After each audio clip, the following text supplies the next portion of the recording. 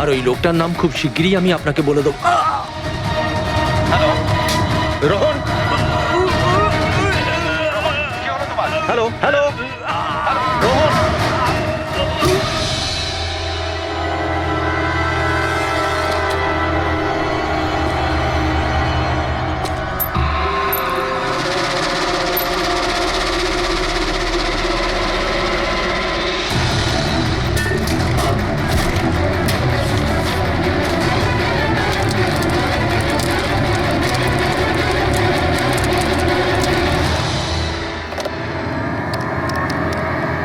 Hello, police station.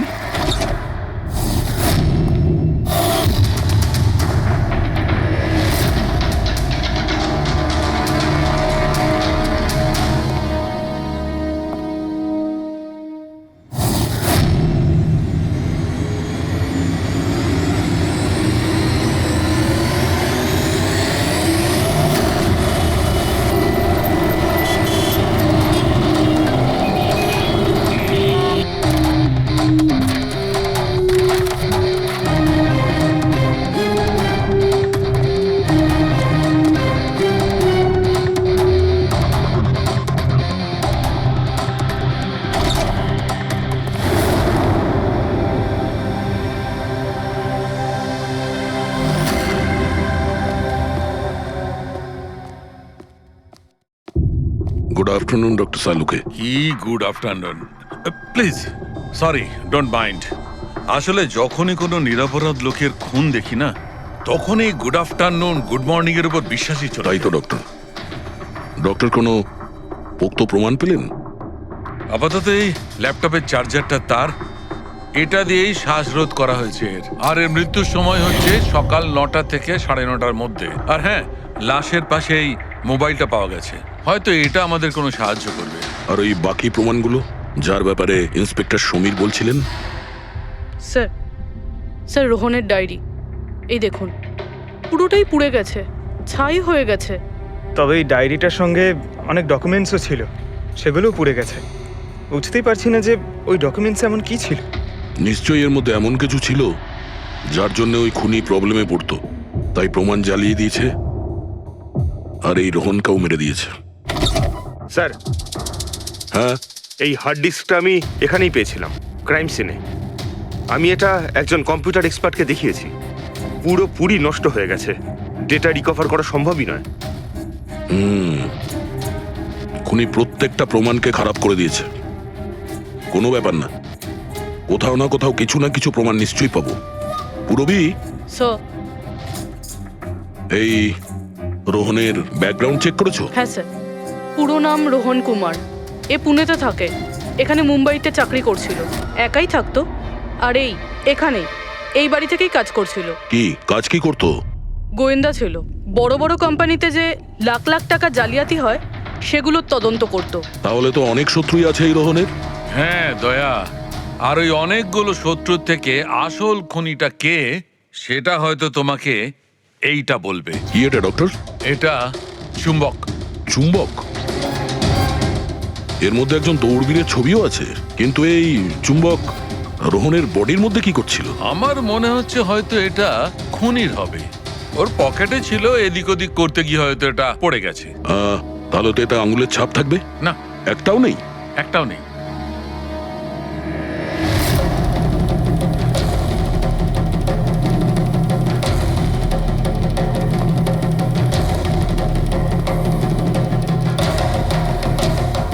খুনি মনে হয় এখান থেকে এসছে। পুরবি, স্যার। এই রোহন এই মুহূর্তে কার জন্য কাজ করছিল? স্যার, ডিএনডি বিল্ডকম লিমিটেডের জন্য। BND Buildcom limited? এটা তো ইঞ্জিনিয়ারিং আর কনস্ট্রাকশনের 1 নম্বর কোম্পানি শহরের। হ্যাঁ স্যার, এই দেখুন, এই ভাঙা হার্ড ডিস্কটার উপরেও ওই কোম্পানিটারই স্টিকার লাগানো রয়েছে। আর মারা যাওয়ার ঠিক আগে এই রোহন এই কোম্পানির সিইও মিস্টার হিতেশের সাথে ভিডিও কলে ছিল। আর স্যার, এই লোকাল পুলিশ স্টেশনেই হিতেশই কমপ্লেন করেছিল।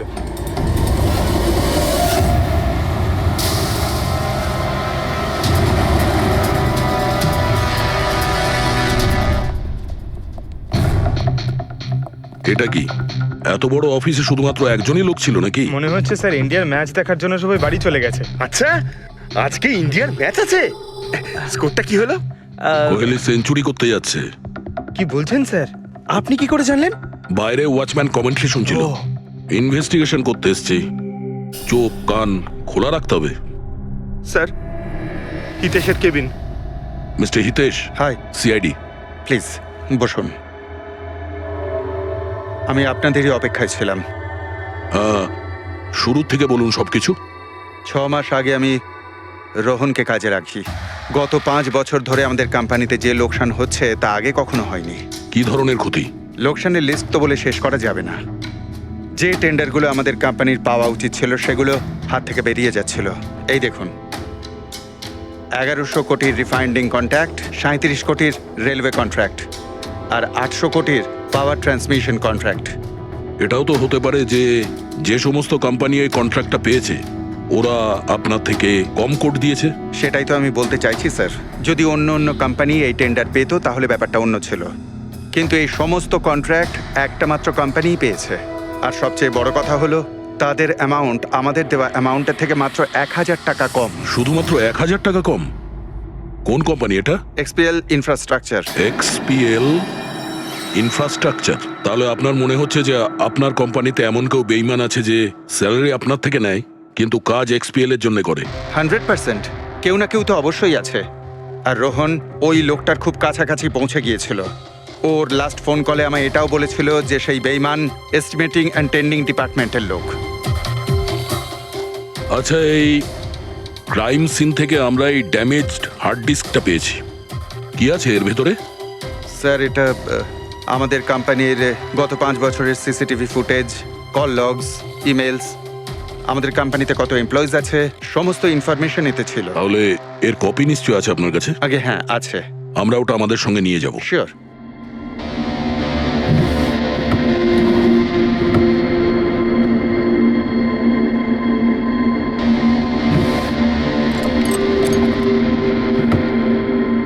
হয়তো হার্ড ডিস্কটা চুরি হয়ে গেছে। আমি এখানেই রেখেছিলাম হার্ড ডিস্কটা। কি? আপনার কেবিনের ভেতর থেকে কোনো জিনিস কি করে চুরি হয়? হয়তো আমার অনুপস্থিতিতে কেউ এসেছিল আর এখান থেকে।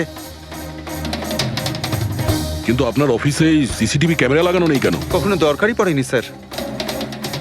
প্রয়োজন বলে আসে না, এখন পড়লো তো প্রয়োজন। Sorry sir. আর হ্যাঁ মিস্টার হিতেশ, আপনার কোম্পানিতে যত এস্টিমেটিং আর টেন্ডারিং ডিপার্টমেন্ট আছে, যত লোক আছে, আমরা তাদের সঙ্গে কথা বলবো। স্যার, আজকে ওই ডিপার্টমেন্টের কোনো এমপ্লয়ি কাজে আসেনি। কেন? সবাইকে ছুটিতে গেছে? আসলে ওরা প্রত্যেকেই ম্যারাথন রেসে পার্টিসিপেট করতে গেছে, যেটা সকাল 7টা থেকে 11টার মধ্যে হবে। কি? সবাই ওই ম্যারাথন রেসে দৌড়তে গেছে? হঠাৎ করে সবাই এরকম রানার হওয়ার স্বপ্ন দেখছে কেন? আসলে আমাদের কোম্পানি এই ম্যারাথন রেসটা স্পন্সর করছে, তাই আমাদের এমপ্লয়ীদের এটা বাধ্যতামূলক ছিল ওখানে পার্টিসিপেট করা। শুধু তারাই পারবে না যাদের হাঁটুতে বা অন্য কোনো সমস্যা আছে। তো আপনারও সমস্যা আছে হাঁটুতে? হ্যাঁ। আচ্ছা আচ্ছা, এই ডিপার্টমেন্টে কতজন কাজ করে? 10 জন। আর এই 10 জনই ম্যারাথন রেসে গেছে? হ্যাঁ স্যার, যদি কেউ না যেত আমি অবশ্যই জানতে পারতাম স্যার। স্যার, হুম, যদি পুরো ডিপার্টমেন্টের সবাই ম্যারাথনে দৌড়চ্ছিল যখন রোহনের খুন হয়েছিল, তাহলে খুনটা করলো কে? হতে পারে ওই কন্ট্রাক্ট কিলার। এক মিনিট মিস্টার হিতেশ, আপনার কাছে এই ম্যারাথন রেসের কোনো ব্রোশিয়া, কোনো লেটার আছে? ইয়েস স্যার, আমি আনছি। কি হলো স্যার? চুম্বকে ওই দৌড়ানোর লোকটা, ম্যারাথন রেস, এক্ষুনি জানতে পারবো। এই নিন sir. Thank you. You are welcome sir. দেখেছো, এটাই হলো ওই চুম্বকের রহস্য। যেটা ক্রাইম সিনে পাওয়া গেছে সেটা ম্যারাথন রেসে। মানে স্যার, ও ম্যারাথন রেসে দৌড়চ্ছিল, রোহনকে খুন করার জন্য ও রেস ছেড়ে দিয়ে ওর বাড়ি চলে যায়? মনে তো হচ্ছে এইরকমই। স্যার, এই বিপ ম্যাগনেট জার্সির ওপর লাগানো হয়। সঞ্জু স্যারকে একটু বুঝিয়ে দাও। দেখুন স্যার, এই ম্যাগনেটটাকে এখানে এইভাবে লাগিয়ে দিতে হবে। সেম এরকমই আরেকটা নেওয়ার পরে জার্সির ভেতর থেকে আমরা নিয়ে নেব, আর এটাকে আমরা এইভাবে লাগিয়ে দেবো। সেম আরেকটা এইভাবে নিয়ে এটাকে নিয়ে আমরা এইভাবে লাগিয়ে দেবো, আর এটা এইভাবে লক হয়ে যায়। আগে আমরা সেফটি পিন ইউজ করতাম, কিন্তু দু একবার রানার্সের চোট লেগেছিল, তাই আমরা এই ম্যাগনেট টেকনিকটার ব্যবহার করছি।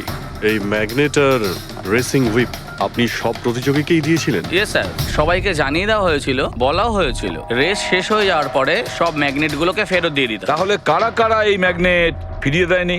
স্যার অনেকেই দেয়নি, কেউ ফেলে দিয়েছিল, কেউ বা হারিয়ে ফেলেছিল, আর এক একজনের দায়িত্বও ছিল না যে জিনিসটাকে ফেরত দিতে হবে।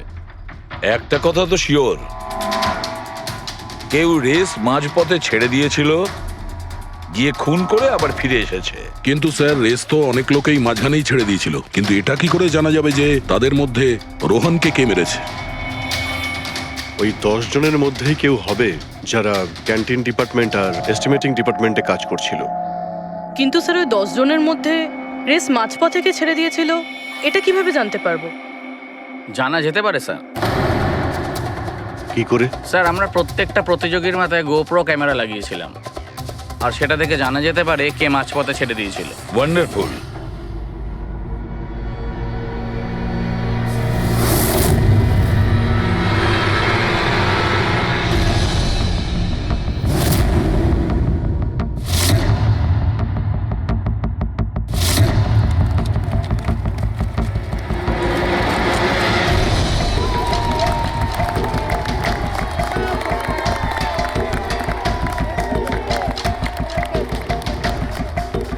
নবীন, এই রিশটা তোকেই জিততে হবে।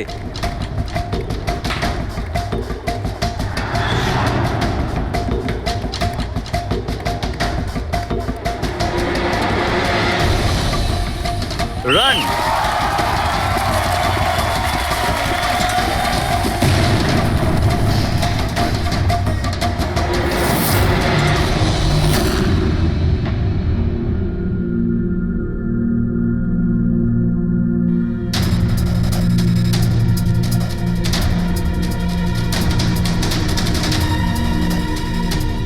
এই 4টে স্ক্রিন, এগুলো ব্ল্যাঙ্ক কেন?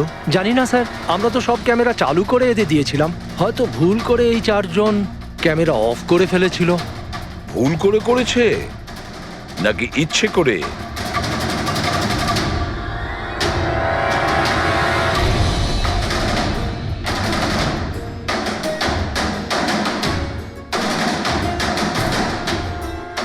এদের মোটিভটা কি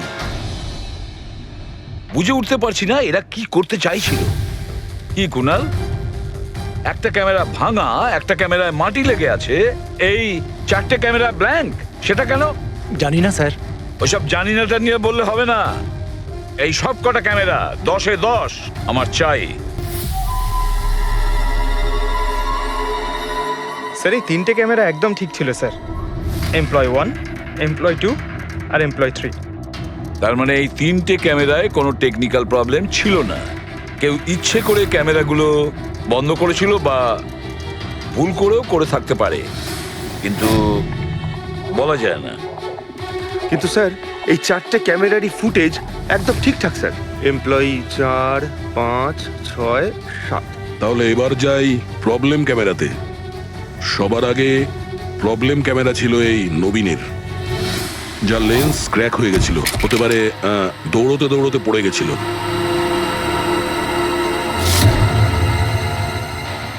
হ্যাঁ, আর স্যার দ্বিতীয় প্রবলেমের ক্যামেরা, মুক্তিরটা, যে রেসের মাঝখানে দাঁড়িয়ে নিজের জুতোর ফিতে বাজছিল। হ্যাঁ, তারপরে ফিতে বাঁধার পরে ওই হাতটাই নিজের লেন্সে লাগায়, আর লেন্সে সমস্ত পিকচারটাই ঝাপসা হয়ে যায়। কিন্তু স্যার এই মাটি ইচ্ছে করে লাগিয়েছে নাকি ভুল করে?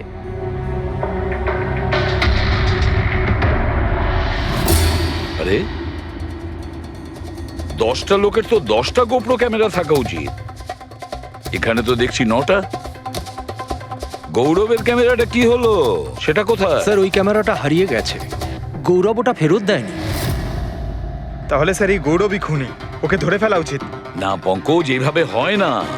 হতে পারে গৌরব ক্যামেরাটা ফেরত দিতে ভুলে গেছে, আমাদের এটা ভাবতে হবে যে খুনি এই সময়টাই কেন বেছে নিল ম্যারাথন রেসের টাইমে খুন করার জন্য। ও তো চাইলে যে কোনো সময় খুন করতে পারতো, যে কোনো জায়গায় পারতো। হ্যাঁ, অ্যালিবাইয়ের জন্য স্যার, যাতে ধরা পড়লে খুনি বলতে পারে যে রোহনকে খুনের সময় ও তো ম্যারাথনে পার্টিসিপেট করেছিল। হ্যাঁ, সেই জন্য ও রেসেও পার্টিসিপেট করেছিল আর রেস কমপ্লিট করেছিল। তার মানে স্যার রেসকে মাঝখান থেকে ছেড়ে ও চলে গেছিল, তারপরে গিয়ে খুন করলো, আর খুন করার পরে এসে রেস আবার শেষ করলো। এক্স্যাক্টলি। কিন্তু স্যার এই ফুটেজ থেকে কিভাবে জানতে পারবো কে রেস ছেড়ে চলে গেছে, খুন করেছে, আবার রেস জয়েন করেছে? স্যার এই ব্যাপারটা আপনি টাইমিং চিপ থেকে জানতে পারবেন। টাইমিং চিপটা আবার কি? আজকাল ম্যারাথন রেসে বিজেতা কে জানার জন্য RFIDর ব্যবহার করা হয়। RFID মানে রেডিও ফ্রিকোয়েন্সি আইডেন্টিফিকেশন। আগে হ্যাঁ, ও, এই টেকনিক থেকে একটা জিনিস জানা যেতে পারে যে একজন রানারের প্রত্যেকটা ল্যাব কমপ্লিট করতে কত সময় লেগেছে। RFID, radio frequency identification. Sir এটাই হলো চিপ, আর এটা রেসের ম্যাট, আর এটাই RFID টেকনিকে চলে। দেখুন স্যার। ও, তার মানে রেস শুরু হতেই যখন কোনো রানার এটা ক্রস করে তখন এই টাইমিংটা ওই মুহূর্তে শুরু হয়ে যায়। একদম স্যার, অফিসের কার্ডের মতন স্যার। ঠিক আছে, এটা তো বুঝতে পারলাম, কিন্তু এটা কি জানতে পারা যাবে যে কেউ রেস মাঝপথে ছেড়ে দেয় আর পরে আবার এসে জয়েন করে? এরও উপায় আছে স্যার। স্যার এই ম্যারাথন রেস 31 কিলোমিটারের হয়। এতে 4টে ভাগ, প্রথমটা 5, দ্বিতীয়টা 10, তৃতীয় 15, চতুর্থ 20। চতুর্থ পর্যায় থেকে ফিনিশিং লাইনের দূরত্ব কম করে 1 কিলোমিটার স্যার। তার মানে সব মিলিয়ে 6টা প্যাড, স্টার্টিং লাইনের প্রথম প্যাড আর ফিনিশিং লাইনের 6 নম্বর প্যাড, মাঝখানে 4টে থাকছে, 4টে ধাপ, 4টে প্যাড। যখন কোনো প্রতিযোগীর পা ওই প্যাডের মধ্যে পড়ে তখন আমরা বুঝতে পারি ওই রানার কত টাইমটা নিয়েছে।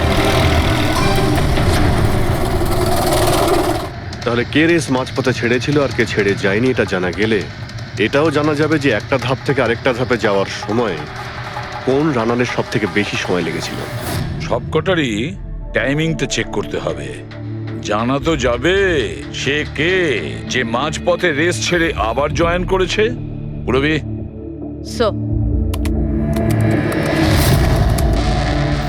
স্যার আমাদের প্রথম কচ্ছপ হলো এই নবীন। এ রেসের প্রত্যেকটা ল্যাপ 25 মিনিটে কমপ্লিট করেছে, কিন্তু শেষ ল্যাপের পরে ফিনিশিং লাইন পর্যন্ত পৌঁছানোর জন্য মানে 1 কিলোমিটার ক্রস করার জন্য ওর 50 মিনিট সময় লেগেছে। নবীন,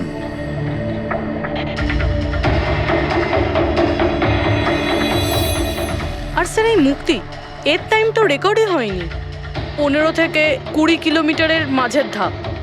তাহলে এ হলো দ্বিতীয় সাসপেক্ট।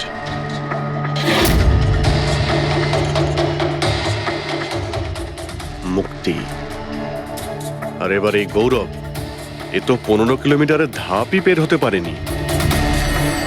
তাহলে এই হলো আমাদের তৃতীয় সাসপেক্ট। স্যার বাকি সবার টাইমিং তো মোটামুটি ঠিকঠাকই আছে।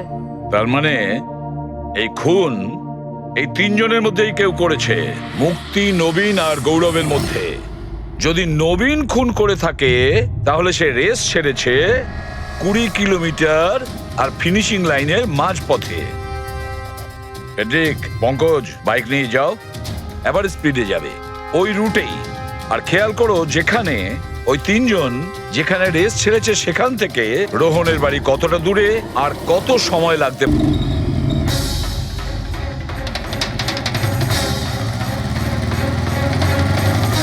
15 কিলোমিটারের মাঠ থেকে আসছি স্যার, এটা 10 কিলোমিটার। হ্যাঁ, মুক্তি বোধহয় এখানেই কোথাও দাঁড়িয়েছিল, 10 আর 15 কিলোমিটারের মার্কের মাঝখানে। এই আমি স্টপ ওয়াচটা অন করলাম আর আমি চললাম রোহনের বাড়ি। থাম পঙ্কজ, এই রাস্তাটা দিয়ে। এই রাস্তা দিয়ে? হ্যাঁ, এই রাস্তাটা। চলুন। আরে আস্তে চালা না। হ্যাঁ।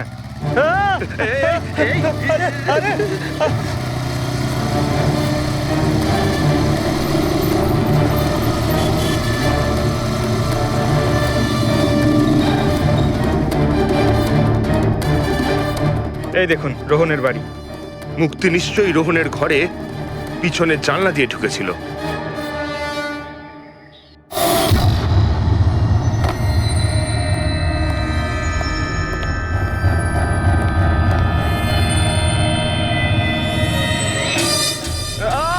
আরে অ্যাক্টিং করতে বলেছিলাম। থাম। মুক্তি রোহনকে খুন করার পর হয়তো সমস্ত তথ্য প্রমাণ পুড়িয়ে আবার দৌড়ে ফিরে গিয়েছিল ম্যারাথন শেষ করতে। চল আমরা আবার যাব সেই ম্যারাথনের ওখানে 20 কিলোমিটারের মার্কটার কাছে।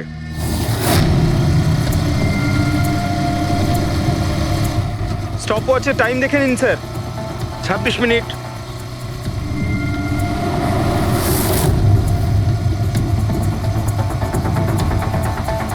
বাহ, আরে ব্যাস ব্যাস ব্যাস। এবার মুক্তি পৌঁছলো 20 কিলোমিটারের মার্কে পাক্কা 30 মিনিট পরে। আর তারপর এখান থেকেই হয়তো ও রেসটা শেষ করেছিল।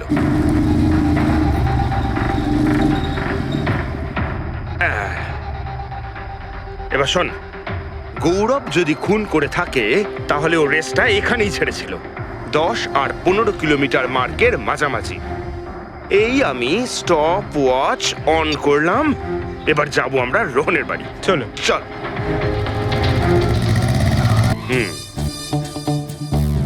হ্যাঁ, একদম পুরো বিশ্বাস আছে আমার। Excuse me. এই ছাড় ছাড় ছাড় ছাড়, ছাড়। আরে আরে আরে মরে যাবো তো। চল।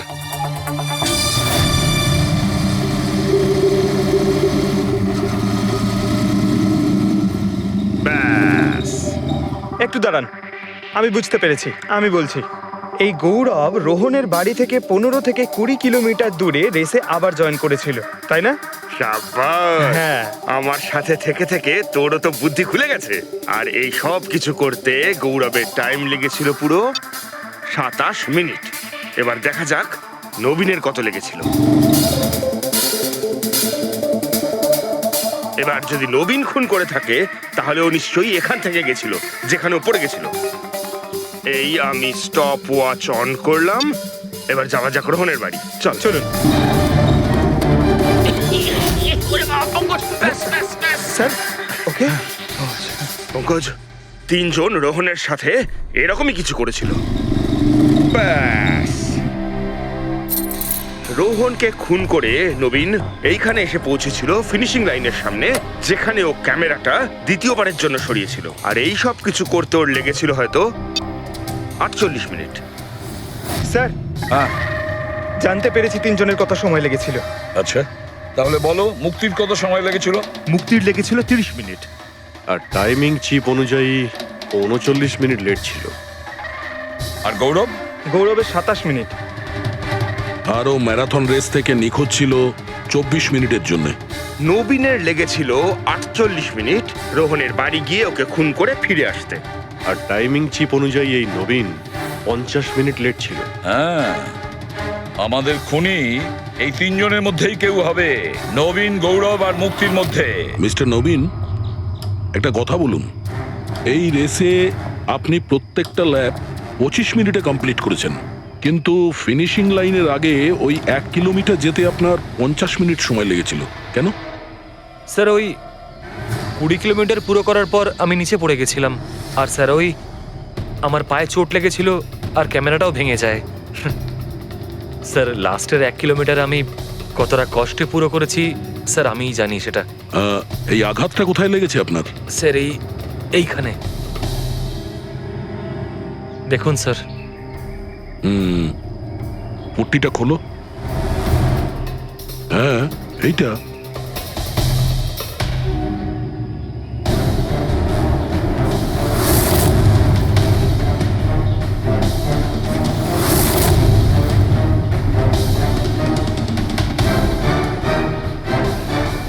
স্যার, এবার আপনার বিশ্বাস হয়েছে যে আমি কোনো দোষ করিনি? নির্দোষ যদি হও এত ঘাবড়ে যাচ্ছ কেন? ঘাম হচ্ছে, অনেকটা নার্ভাস লাগছো তুমি। হ্যাঁ, মাটি কেন লাগিয়েছিলে ক্যামেরাতে? জানি না, ভুল করে লেগে গিয়েছিল। ভুল করে? 15 থেকে 20 কিলোমিটার ধাপও ভুল করে ছেড়ে দিয়েছিলে নাকি? আমি তো কোনো ধাপই ছাড়িনি, সমস্ত ধাপই পুরো করেছি। কিন্তু টাইমিং চিপ তো অন্য গল্প বলছে। টাইমিং চিপ খারাপও তো হতে পারে। আপনি একজন মেশিনের উপর বিশ্বাস করবেন নাকি একজন জীবন্ত মানুষের উপর? আচ্ছা, তোমার গোপ্রো ক্যামেরাটা কোথায় গেল? তুমি তো ওদের ওটা ফেরত দাওনি। ওটা তো হারিয়ে গেছে স্যার। হারিয়ে গেছে? কি করে হারিয়ে গেল ভাই? জানি না স্যার, ওই রেসের মাঝখানে হঠাৎ করে দেখলাম ক্যামেরাটা ছিলই না, জানি না কোথায় পড়ে গেছে। আচ্ছা, আর ওই 15 কিলোমিটারের ধাপটাও কি হারিয়ে গিয়েছিল? ওটাকে তো পার করনি তুমি। স্যার আমি পুরো রেস কমপ্লিট করেছি। মিথ্যে কথা বলবে না। রেসের মাঝে কোথায় গিয়েছিলে? কোথাও যায়নি স্যার, আমি তো পুরো রেস কমপ্লিট করেছি, কোথাও যায়নি স্যার। আচ্ছা, স্যার মনে হচ্ছে নবীনই, কারণ আমি যখন ওকে জিজ্ঞাসাবাদ করছিলাম তখন ওর মুখ একদম ফ্যাকাশে হয়ে গেছিল, হাত পা কাঁপছিল ওর। এই গৌরবও কম নয়। ও বললো জানি না কি করে ক্যামেরাটা হারিয়ে গেছে। আরে এত বড় একটা ক্যামেরা পড়ে গেলে সেটা কেউ জানতে পারবে না স্যার। বস, তোমার কথাটা ঠিকই, কিন্তু নবীন। নবীনের একটু আঘাত লেগেছে না? হ্যাঁ স্যার, আঘাত তো ওর লেগেছে। স্যার আমার মনে হচ্ছে ও মিথ্যে কথা বলছে। স্যার আমার মনে হচ্ছে মুক্তি মিথ্যে বলছে। ও জেনে শুনেই ক্যামেরায় মাটি লাগিয়েছিল, কারণ নিশ্চয়ই এমন কিছু আছে যেটা ও আমাদের থেকে লুকোতে চাইছে। হ্যাঁ, এটাও হতে পারে, কারণ ক্যামেরায় যদি ভুল করে মাটি লেগে যেত তাহলে আরো সবার ক্যামেরাতে লাগতে পারতো ভুল করে। গোলমাল আছে, এই তিনজনের মধ্যে কোনো না কোনো গোলমাল তো নিশ্চয়ই আছে। খুনি এই তিনজনের মধ্যেই কেউ একজন। নবীন, আমাকে ওই জায়গাটা দেখাও যেখানে তুমি এক্স্যাক্টলি পড়েছিলে। কিভাবে পড়েছিলে? আসুন স্যার। কিন্তু স্যার আমার পায়ে খুব ব্যথা আছে, আপনি একটু সাহায্য করবেন আমাকে? নিশ্চয়ই নিশ্চয়ই, এসো।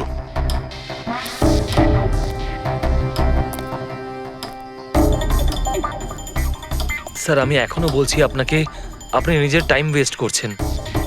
এমনটা যেন না হয় যে আসল খুনিই পালিয়ে যায়। সিআইডির হাত থেকে আজ পর্যন্ত কোনো খুনি না বেরিয়েছে না বেরোতে পারবে। নিশ্চিন্ত থাকো। হ্যাঁ স্যার, ওই যে এখানে আটকেই আমি পড়ে যাই। এখানে? হ্যাঁ স্যার।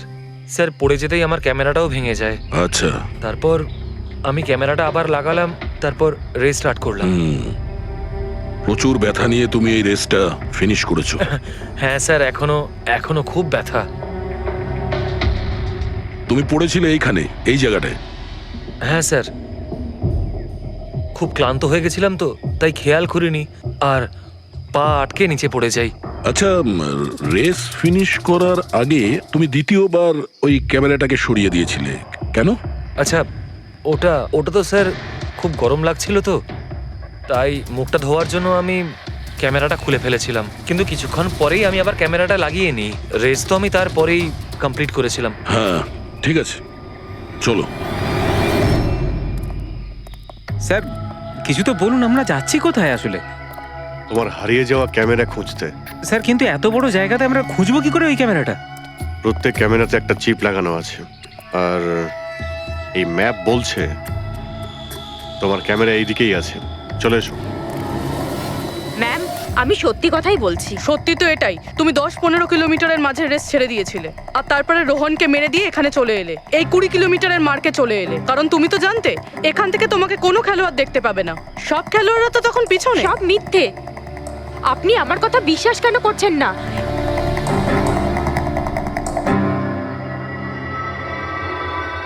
কি কি খুঁজছো? আমি কিছু তো না। কিছু আছে ওখানে? না, কিছু না। আচ্ছা, ওই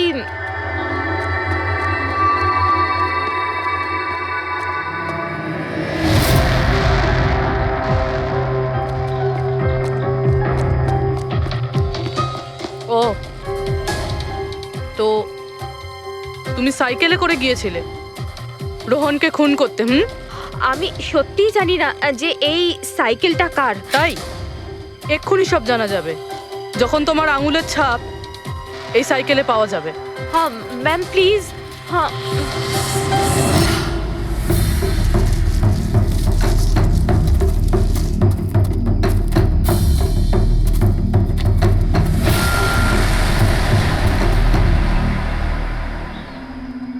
এই হলো ক্যামেরা। এটাকে পুরো ভেঙে ফেলেছো? হ্যাঁ, আমি ভাঙিনি স্যার। দুটো ক্যামেরা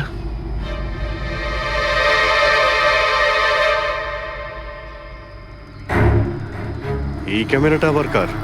স্যার স্যার সরি, আমি আপনাকে মিথ্যে বলেছি স্যার, কিন্তু আমি আপনাকে সব সত্যি কথা বলে দিচ্ছি স্যার। বলো, তাহলে সত্যি বলার মুড হয়েছে তোমার? বলো।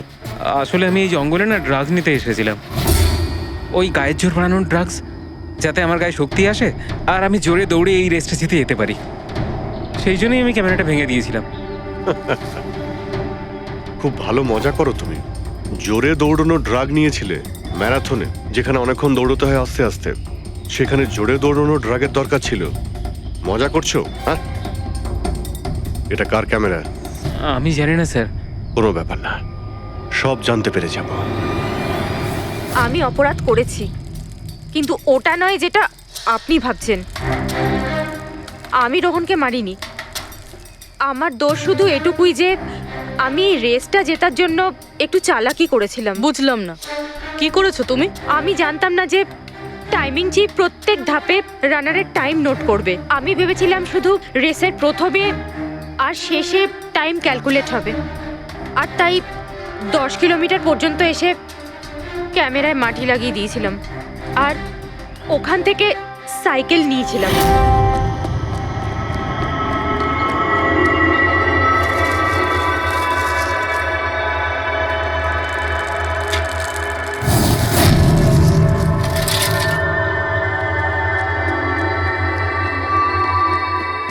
কিন্তু রেস শেষ হতেই সিআইডি ওখানে চলে এলো আর আমি ওখান থেকে সাইকেলটা সরানোর সুযোগই পাইনি। এত কিছু করেছো শুধু একটা রেস জেতার জন্য? আসলে অফিসে বেট ধরা হয়েছিল যে আমাদের ডিপার্টমেন্টে যে রেসটা জিতবে তাকে সবাই কন্ট্রিবিউট করে 5 লাখ টাকা দেবে।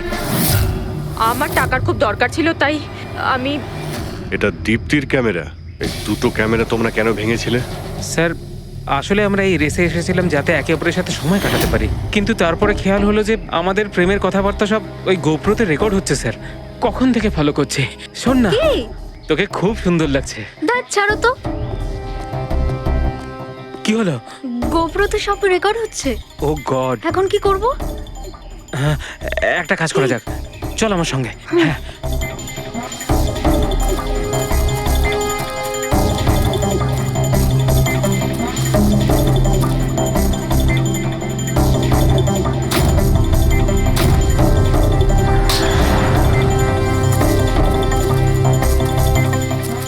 আরে তোমরা তো অদ্ভুত কাজ করেছো। আরে এতে তো কোনো সাউন্ড রেকর্ডই হয় না। তোমরা তো বোকার মতো কাজ করেছিলে। হয়তো কে দুটো ক্যামেরা ভেঙে দিয়েছো। কি স্যার, এতে কিছু রেকর্ড হয়নি? স্যার নবীন তো আমাকে ওই জায়গাটা দেখিয়েছে যেখানে ও পড়েছিল, কিন্তু কেন জানি না আমার মনে হচ্ছে যে ও মিথ্যে কথাই বলছে। আরে মুক্তি, স্যার মুক্তি বলেছে যে ও সাইকেলের ব্যবহার করেছে রেস জেতার জন্য। স্যার হতে পারে ও মিথ্যে কথা বলছে আর রোহনকে খুন ওই করেছে। আর গৌরব আর দীপ্তি, ওদের লাভ স্টোরির কি হলো? কতটা সত্যি? হ্যাঁ, ওরা সত্যি কথাই বলছে। ফোন রেকর্ডে দেখাচ্ছে দীপ্তি আর গৌরব প্রতিদিন 3-4 ঘন্টা করে নিজেদের মধ্যে কথা বলতো। স্যার একটা কাজ করি, আমরা আবার ম্যারাথন রেসের ফিনিশিং ভিডিওটা দেখি।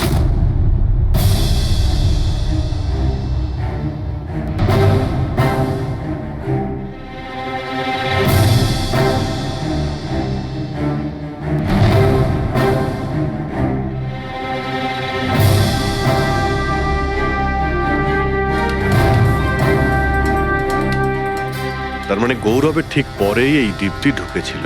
দুজনে একসঙ্গেই ছিল। মনে হচ্ছে স্যার দুজনেই এই কাণ্ড করেছে। এক মিনিট অভিজিৎ, দয়া, এই ফুটেজটা দেখো। এই হলো সেই খুনি।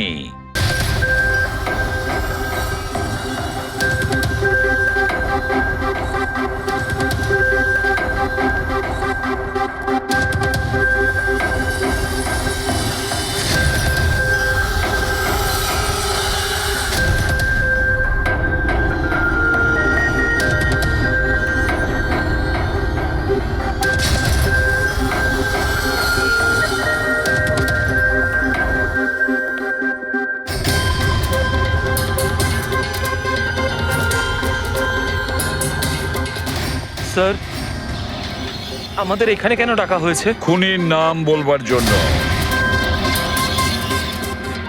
স্যার সত্যিই খুনি ধরা পড়েছে? তাহলে তাহলে বলুন না স্যার, কে খুনি? আরে বলবো, একটু ধৈর্য ধরো। মুক্তি, 5 লাখ টাকার জন্য তুমি বেইমানি করেছো, 5 লাখ টাকার জন্য। আর গৌরব, তুমি তুমি তো তোমার ভালোবাসা লুকোনোর জন্য বেইমানি করেছো। আর নবীন, তুমি, চলো তোমাকে আবার দেখাচ্ছি, রেসের একটা পাওয়ার দেখাচ্ছি। খুব ভালো করে দেখো আর বলো কোথায় ভুল আছে, বলো।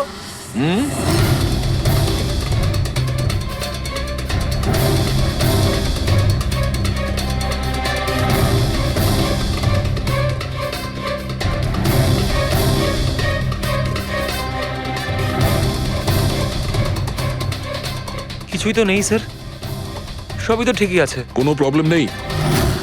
তোমার মনে আছে তুমি বলেছিলে যে ক্যামেরাটা দ্বিতীয়বার যখন তুমি সরিয়েছিলে তারপরে তুমি মাথায় জল ঢেলেছিলে?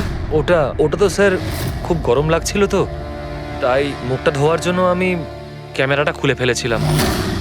মিথ্যে বলেছিলে তুমি, নিজের মাথায় জল ঢেলেছিলে। অথচ যখন ফিনিশিং লাইনে পৌঁছলে তখন তো তোমার ভেজা অবস্থায় থাকার কথা ছিল। কিন্তু এই ফুটেজে আমরা কি দেখতে পাচ্ছি? তুমি শুকনো অবস্থায় দৌড়চ্ছ। হয়তো জল শুকিয়ে গেছিল। বর্ষাকালে অত তাড়াতাড়ি জল শুকিয়ে গেল, অদ্ভুত ব্যাপার।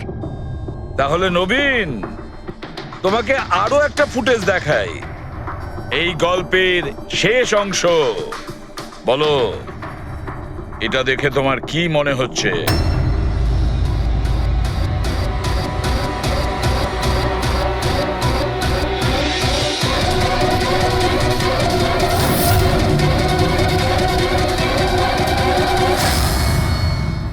কি নবীন, এই ফুটেজে তোমার মুখটা কেমন চেঞ্জ লাগছে না? হ্যাঁ, অন্যরকম তো দেখাবেই, কারণ এই মুখটা নবীনের নয়, ওর ভাই প্রবীণের।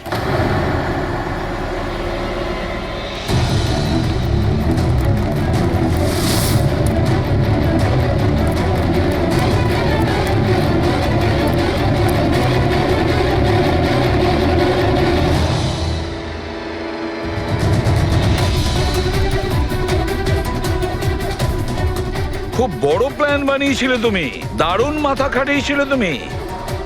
প্রথমে 3টে এমপ্লয়ির ক্যামেরা বন্ধ করে দিয়েছিলে,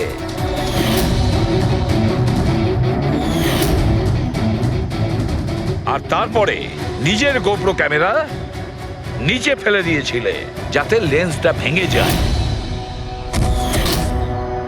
আর তারপর নবীন নিজের ক্যামেরাটাকে খুলে পরিয়ে দিল নিজের ভাইকে, মানে প্রবীণকে।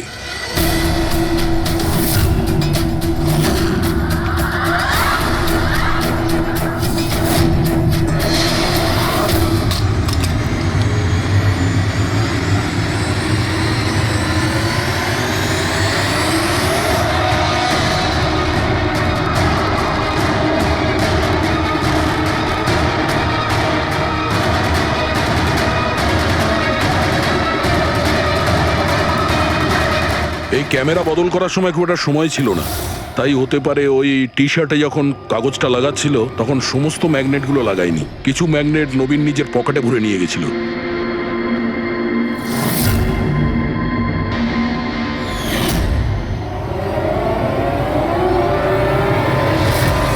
নবীন রেস ছেড়ে বেরিয়ে যায় রেইনকোট পরে আর পৌঁছে যায় রোহনকে খুন করার জন্য। কিন্তু ও কি করে জানবে যে রোহনকে মারার সময় ম্যারাথন রেসের ওই ম্যাগনেটই ওকে ফাঁসিয়ে দেবে?